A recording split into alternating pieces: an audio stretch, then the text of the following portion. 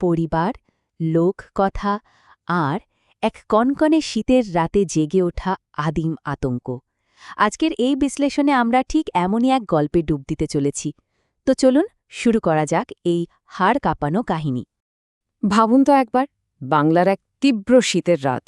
গ্রামের একেবারে শেষ প্রান্তে এক নানি একা একাই তার ঘরদোর বন্ধ করছেন, মানে রাতের জন্য গোছগাছ করছেন আর কি।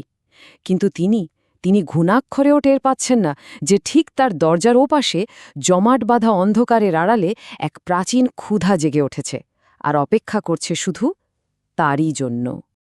আর ঠিক তখনই রাতের ওই নিস্তব্ধতা চিরে একটা রহস্যময় গলার স্বর ভেসে এলো। প্রথমে তো নানি ভাবলেন হয়তো কোনো ক্ষুধার্ত পথিক হবে, আশ্রয় চাইছে। কিন্তু না, তিনি যা ভাবছিলেন পরিস্থিতি তার চেয়েও অনেক অনেক বেশি ভয়ঙ্কর হতে চলেছিল। আসলে এই অতিথি সাধারণ কেউ ছিল না, সে ছিল একটা জিন, মানে দক্ষিণ এশিয়ার লোককথার এক অতি প্রাকৃত সত্তা আর কি। এরা কিন্তু মারাত্মক শক্তিশালী হয়, বেশিরভাগ সময়ই খুব হিংস্র প্রকৃতির, আর কাঁচা রক্তের প্রতি এদের একটা সাংঘাতিক আকর্ষণ থাকে। নানির এই অতিথিও তার আসল রূপটা দেখালো যখন সে শোটান একটা কাঁচা মুরগি চেয়ে বসল আর বলল, বহুকাল পর আজ তাজা রক্ত খাবো। তো একদিকে যখন এই ঘটনা ঘটছে, ঠিক সেই সময়েই কয়েক মাইল দূরে কিন্তু আর একটা গল্প তৈরি হচ্ছিল। একটা পরিবার বুঝলেন ঠিক সেই নানির বাড়িতেই যাওয়ার জন্য তৈরি হচ্ছিল। তারা তখনও জানে না কি ভয়ঙ্কর এক বিপদ তাদের জন্য অপেক্ষা করে আছে।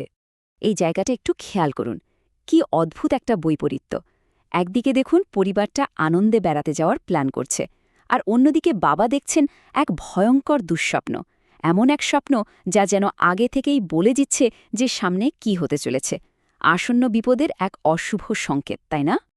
তো পরিবারটা যখন গভীর রাতে নানির বাড়িতে এসে পৌঁছালো, তখন তাদের ছোট ছেলে বুলবুল এমন কিছু একটা দেখতে পেল যা বড়দের কারোরই চোখে পড়ল না।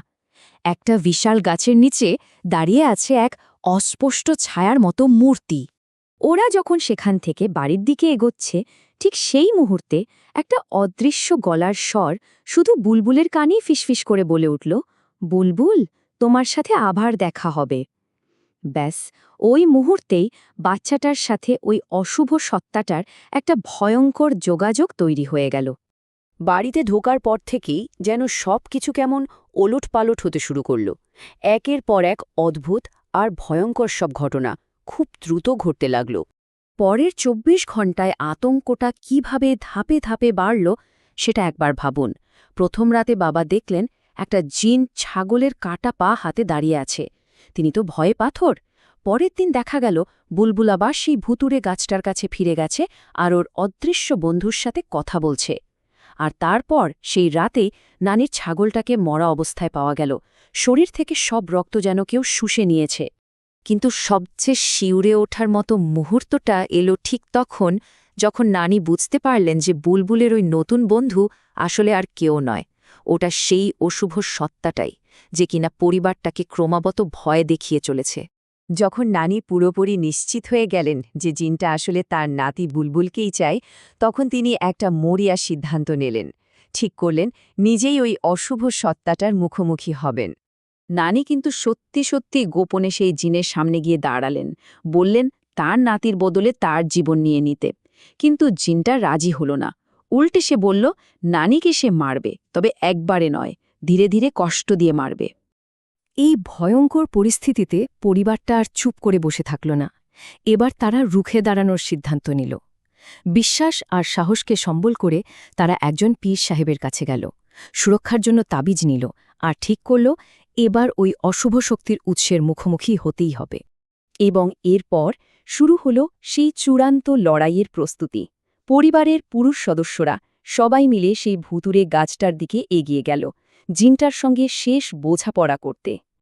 আর যা হওয়ার তাই হল, সেই ভয়ঙ্কর জিনটা ওদের সামনে আবির্ভূত হল আর কি অসম্ভব আত্মবিশ্বাস নিয়ে ঘোষণা করল, ৩ জনকার ঘাড় মোটকে রক্ত খাবো আমি। কিন্তু এখানেই যুদ্ধের মোড়টা ঘুরে গেল। জিনটা যেই না আক্রমণ করতে গেল, সঙ্গে সঙ্গে পুরুষদের শরীরে বাঁধা তাবিজের ঐশ্বরিক শক্তিতে ওর হাতটা জ্বলে উঠল। যন্ত্রণায় চিৎকার করে পিছিয়ে যেতে বাধ্য হল সে। তো পরিবারের পুরুষরা সাময়িকভাবে জিতে গেল, কারণ আহত জিনটা পিছু হটেছিল। কিন্তু পালানোর আগে সে তার শেষ আর সবচেয়ে বিধ্বংসী চালটা চেলে দিয়ে গেল। আসলে পুরুষরা যখন ওই গাছের কাছে লড়াইয়ে ব্যস্ত ছিল, জিনটা সেই সুযোগটাই কাজে লাগিয়েছে। সে সোজা ছুটে গেছে তার আসল লক্ষ্যবস্তুর দিকে। ওরা বুঝতেই পারেনি যে গাছের কাছে ওই লড়াইটা ছিল আসলে মনোযোগ ঘোরানোর একটা চাল মাত্র। আর এখানেই গল্পের সবচেয়ে করুণ সত্যিটা সামনে এলো। বুলবুলের জীবন বাঁচাতে গিয়ে নানি চূড়ান্ত আত্মত্যাগ করেছেন। প্রতিশোধের আগুনে জ্বলতে থাকা জিনটা তাকে মেরে ফেলেছে। কিন্তু এখানেই শেষ নয়। যাওয়ার আগে জিনটা একটা ভয়ঙ্কর অভিশাপ দিয়ে যায়, এমন এক অনন্ত প্রতিশোধের প্রতিশ্রুতি যা হয়তো প্রজন্মের পর প্রজন্ম ধরে ওই পরিবারটিকে তাড়া করে বেড়াবে। আর এইখানেই প্রশ্নটা কিন্তু ঝুলে রইল, পরিবারটা কি কোনোদিন এই অভিশাপ থেকে মুক্তি পাবে? এই অমীমাংসিত আর গা ছমছমে প্রশ্নটা আমাদের ভাবনার জন্য রেখে গল্পটা এখানেই শেষ হচ্ছে।